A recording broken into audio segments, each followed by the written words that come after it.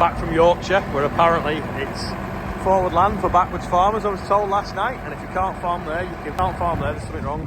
It's the easiest land to farm in the country. Anyway, Rob's got the baby case out, and the big case is going to be here in 10 minutes, we hope. Some smoke in here. Have you had that case running? You've had that running? What's it sound like with that exhaust? No, it's conked out again. Is that his haircut? So just give him that hat, Chloe. It's good, doesn't it? Wait, you're going to put the bonnet on now? You're going to put the bonnet on?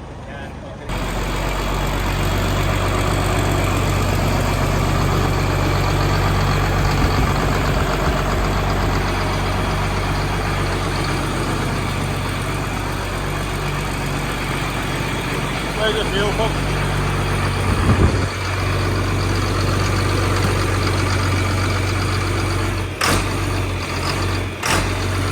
Is that a swap cable?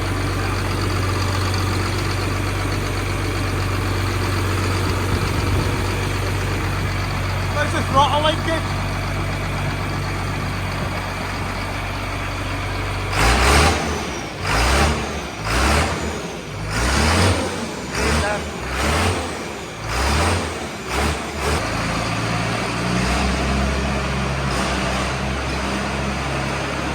It's a bit loud.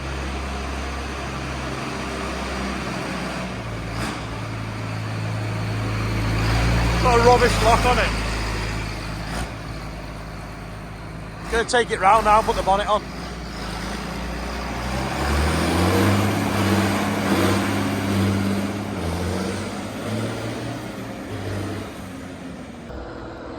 We think the exhaust on the 4495, what's it called now? 4955 might be slightly too loud. Listen to it as it goes past. It howls. And over there, if you look, you can see a wagon just disappearing now with the case on. So he's got to go round the block, past the project roundabout. If we can see him again now, coming through the trees. There it is. Veerander in the background. There's the case. He's got about a mile round the block to go, and then he'll be coming down here, so we'll get ready and we'll do a live video.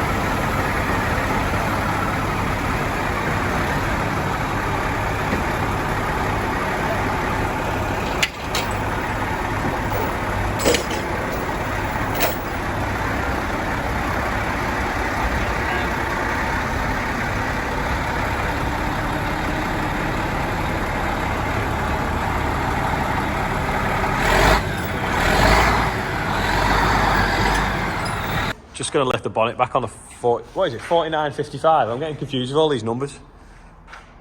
So grab a corner, everyone.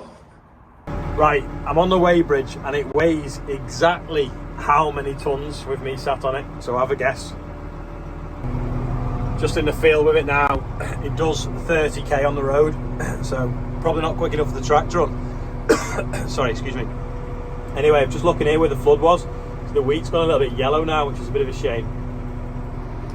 a little bit wet in the gateway as well. Before I have a look round this, I did a talk last night, didn't I, for Malton. They said young farmers, they were far from young farmers. Malton NFU AGM dinner kind of award ceremony. So there's a quick scan of the room, see if you can spot yourself in it or someone you know.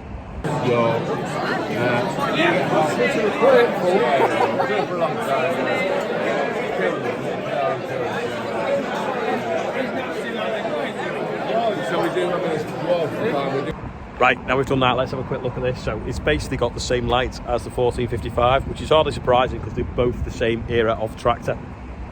Looks like it's got a new top link on it as well. Don't know whether the linkage has ever been used for very long or what.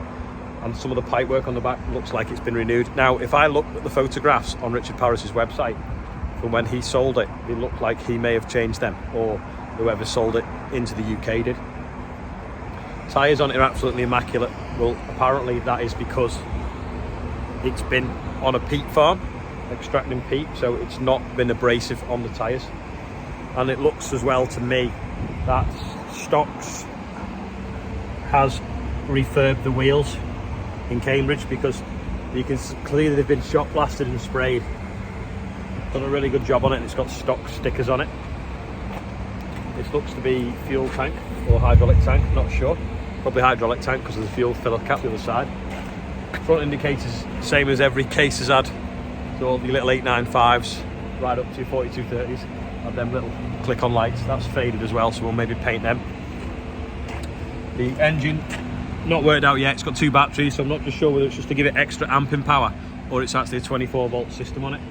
I believe the engine in this to be a case or a case IH engine, I think, because the other models had a Scania engine in, and this doesn't have a Scania engine in. The others were V8 as well. They had a bit of a bulge in the top of the bonnet there with an extra air intake. Typical case front end, but just scaled up and bigger. Exhaust on the side, I think as well. Some of the other models, the exhaust come out the other side, if I remember correctly. Might just check on that. Looks like you fill the transmission fluid through that hole there because it's got written on that. And then here's your fuel filler cap. Nice big cap, because I'm sure it sucks plenty of fuel. It's only 217 horsepower, which is quite a lump considering the 724 is 240 horsepower. I should get the 724 and park it next to it. In fact, can't the drills on it. I suppose I could back this in next to the 724, but I think I'm going to park the 1455 next to it because they're both built the same era. So go and have a quick look now at the steps. So this first step is about 3 foot high, so not for people that are too able. You need to be pretty able-bodied, sorry, to get into it. So I'll climb up inside, and then inside the cab I'll flip the camera. So the steering wheel has a little button to go up and down, which is quite handy. Looks like that needs a bit of painting, it's a bit rusty. Got the starts key and pull to stop. Obviously got some light switches here that look like they've been put on afterwards because they're over that sticker. Indicators, light switch for the main lights, presume that's hazard lights, and that'll be the indicators. And then this is the strange thing. So you've got like your range shift. So you've got 4 ranges, and then you've got forwards and backwards, and then you've got a 3-speed power shift clutchless that doesn't need, it's on the same stick as the reverse. And if you're in third and you press the clutch, it automatically drops down to 1st speed power shift. Rev counter there. We've got steering mode switch here, so you can click that to different steering modes. Now it seems to only be working front wheel steer at the moment, so I don't know whether there's an electrical fault on it. Then we've got, I think, 2 spill valves there, 2 spill valves there, 1000 speed PTO. This is obviously flow rates, I think, for either the linkage drop or the spill valves on the back. And then this is your link arms, and I don't know whether that's something to do with a picker pitch. Not look whether it's even got a picker pitch. We've got as well a leaflet from when it was sold originally with all the different specking. Tells you what everything is. And then also in here we've got the original owner's manual and the other manuals to go with the engine as well. Big throttle, only 1 brake pedal. I think the rubbers have fell off that.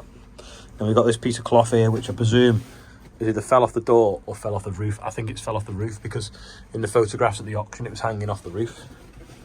So that one's gluing back up, but that's got a bit sort of crusty. So I don't know how I'm going to do that. Might have to paint it with something to stabilise it. Then we've got beacon switch, air conditioning, a radio. It looks like it's going to fall out on my head. But yeah, that is the inside of the 4494. Huge air intake on the front there. Opening side window by the looks of things. And opening back window. Yep. It's a bit of an animal. Looks like that's laid an egg. How to make Robin feel inadequate. You're overcompensating.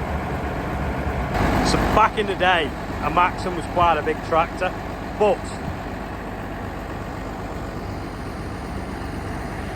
in reality it wasn't. I can't believe the difference in size between the two. It's like a bonsai case. The MAXXUM has just about got enough power for the log splitter, but if he struggles on a big log, we might put it on the case.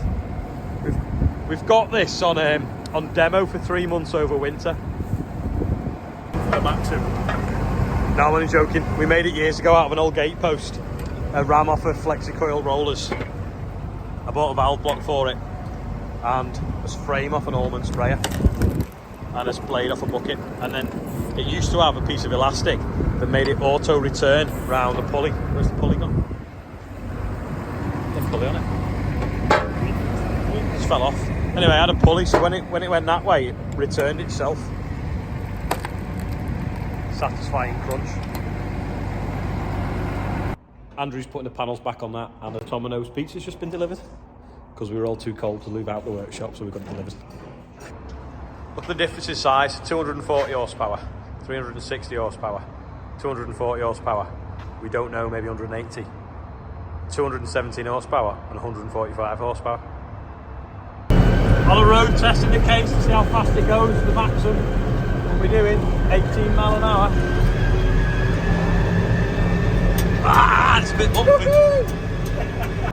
Yeah, so just been around the block. It does slightly short of 40k, so he's going to get a full set of filters for it and give it a good service, and hopefully it'll be fine. Yeah, so the last time the air filter was changed was 2009, so that's probably why it's not performing very well. Just thought I'd mention, actually, thanks to Yorkshire Bolton last night for welcoming me at the dinner, and it was a really nice time, and I heard a few stories of the farmers up there, and one of them was really sad. So basically, a tenanted farm, in the tenancy, they can take the land off them for change of use. So the landlord has applied for solar farm on their land, and then that means that they can basically throw them off it because it's effectively going for change of use and it's not going to be used for agriculture anymore. So they've, obviously got to find somewhere else, and it's terrible really that they've got these sort of clauses within these tenancies that can do that. So this is what once was good productive farmland is now going to be solar panels. Now the people who it is haven't got a problem with it being done on poor ground, but what it is really productive ground. It's a bit ludicrous really, but that's what they're trying to do. So they've got an Instagram page if you want to find it. It's Save Malton Countryside. Also as well, apparently I'm slimmer in real life, but it's because probably I'm always filming down here. But yeah, I haven't really got a double chin, honest. It's birthday bumper time. Another record breaking day, 11 birthdays. So I don't really want to read them all out because I've been a bit dyslexic. I might pronounce the names wrong. But we've got Eve, Ben, I don't know how you say that, Craig, Olin Craig, Lewis Carroll, Tom Waterworth, Sydney Lee, Claire Yao, Millie Keys, Peter Donovan, get well soon, Robbie Foster's broke his leg, or foot, I can't remember, Digby Hughes and Luke Orsk, is it? I don't know. I don't know how you pronounce names. Anyway, and also yesterday she said yes, so we had a birthday bumper engagement, which is a bit random. So that's never happened before. But if it's your birthday, happy birthday, even if you're not on there. And everyone, thank you very much as well for watching this channel, because without you guys, this spray wouldn't even be here to write on. And also some of these cool tractors that we've been collecting, they won't be here either. So the plan eventually is get enough together, find a space and make a museum that you can all come and see all this kind of stuff, and then we can hopefully have the museum free, and then it'll just be like the food and the drink that will pay for the staff and to keep the lights on. So that's the long-term plan for the classic tractors, and then obviously they're useful on the farm as well to use. So it's great really, it's like win-win. You just get entertainment every day for 10 minutes I've now got a hobby and building a tractor collection as well. So thank you everyone. Anyway, that's all for today. We're going to have a proper play tomorrow, get all the cases out, line them all up like Russian dolls, and see the difference between them all. So I'll see you tomorrow.